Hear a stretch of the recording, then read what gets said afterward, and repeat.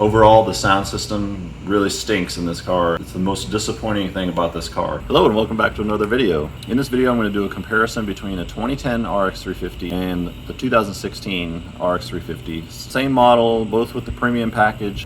You'd think buying the same exact car between 2010 and 2016, you'd have a similar experience, but I want to talk about a couple things that are so majorly different. The only sad part is that my 2010 RX 350 is now going to sit in the driveway. This is a 2016 RX 350. Same exact as the other one. Premium with nav, all the same specs as my 2010. And if you remember, the 2010 was the first model year of the refresh, and the 2016 was the first model year of the refresh. The biggest, most disappointing thing about the 2016 RX 350 is they skimmed so bad on the audio system. In a future video, I'm going to be upgrading the sound system to try to get it to match the other one. There's no tweeters in the 2016. So instead you got this little air conditioning port, and that's really just for anti-fog right here. The new speakers are up in the dashboard. The only upgrade from this 12 speaker system is to go with the Mark Levinson 15 speaker system that comes with the F Sport package. The 2010 had a Mark Levinson too, but the premium package sound system was so good that you really didn't need it. All right, let's talk about the good things about the 2016. The entire car is almost 5 inches longer than the 2010. It's a huge difference when it comes to interior space. 2010 came with 275 horsepower V6 engine, 6-speed transmission, and the 2016 has got a 295 horsepower with an 8-speed transmission. There's a major difference in the gas mileage too. The 2010 still running direct port injection. It's rated between 18 and 22 miles to the gallon, whereas the 2016 is 20 to 27. Overall, the car drives much more soft than the 2010. One thing I liked about the 2010 was from the previous gen up to 2009, it was much softer. Like you could turn the steering wheel with your finger. With the 2010, they actually put some steering resistance on it, and I really liked how you could really feel the road when you're driving. Overall, the 2010 really was much more of a sport ride. In the 2016, they went back to the way it was prior. Even though you have a lot more power, that you've got a lot more horsepower, and it's faster. It's 0 to 60 in 6 seconds, whereas in the 2010 I think it was like 7.5 or so. But as soon as you get into a turn, you understeer so bad that you can't even like do anything fun. Well, let's just say it's not as much fun. First of all, things I really like is the styling. I love how they did the whole bold grille. It's got the LEDs, the little slanted LEDs, but the light's still HID like the one I have. A lot of stuff very similar, same wheels. One thing they put on the 2010 was this little notch here. It's a touch sensor that locks the car. On the 2016, they've moved it to the front. But what's interesting is they also put one in the back. If you want to open up just the back of the car, you can pull this door. Whereas in the 2010, if I wanted to get in, I'd have to open up the front, unlock all the doors, then I can get in. That's kind of a nice feature. The GX and the Toyota Tacomas and the 4Runners, they all have painted fender flares.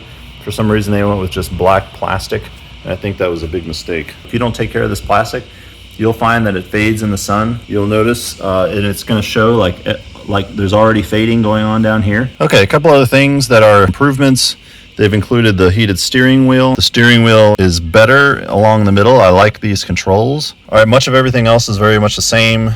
Your force feedback, nav system. You still have your ventilated seats and heated seats, just like the other one. One thing I really appreciate is having both controls via buttons and via the nav screen. Newer vehicles, you'll notice they move a lot of the controls into the nav screen, and they either make it touchscreen or you have to manage the air conditioning controls from the nav, and I really appreciate having the buttons here. I hope they never remove those. All right, let's start it up.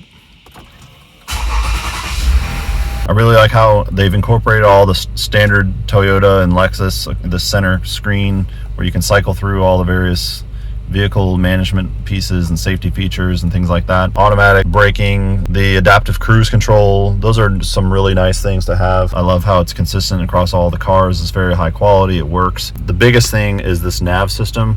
I would never buy another car without a nav, because the non-nav cars, the screen is half the size. It's not even a color screen. You're so limited in what you could do. Like, for example, what I love about this widescreen is that I can have nav on one side and I can have controls on the other side. So if I wanted to switch to my air conditioning controls, I can have access to air conditioning and audio while I'm doing nav. Is a really great feature to be able to have a split screen like that. The brand new Lexuses they moved the screen forward and it's now a touch screen. Another new thing on this one is it's got this, normal, eco, and sport, and all that is just engine tuning more than anything else. Doesn't really do anything. I do like how the cup holders are open now. So a lot of the same features. You've got your USB, your auxiliary audio. One thing I love about the 2016 is the room that you have in the back seat. So I've got the seat all the way back. I'm just going to show you how much room, being I'm 6'4", tons more legroom. In 2016, you've got actually a sunglasses holder. In the 2010, the SOS button was actually where you would think the sunglasses holder would be. One thing I'll just point out that you don't see on a lot of cars is this glass piece right here. A lot of times that's covered up or it's very small. 2010, they had the same thing. It was a little bit smaller. Brand new Odyssey, blacked out. You got a tiny little spot of visibility through here. You've got a nice pronounced roof rail with a gap between the two. The roof rails on the new one are almost non-existent. You can see the mount holes for the crossbars. In terms of the looks, I would prefer to have actual roof rails. You can see on my Odyssey, got real nice beefy roof rails. We put a car top carrier on top of here, and this stuff's solid. Whereas this is more for aerodynamics, but not so good for function. I've yet to see an RX that actually has the crossbars. So I don't even know what that would look like. So I will start another playlist for my journey with this car, and as I run into things and need to fix things or do maintenance, I'll make other videos for the 2016 and share my experiences. So thanks for watching, and we'll see you soon. There is a major difference there's also a major difference in the something. I can't remember. In the something.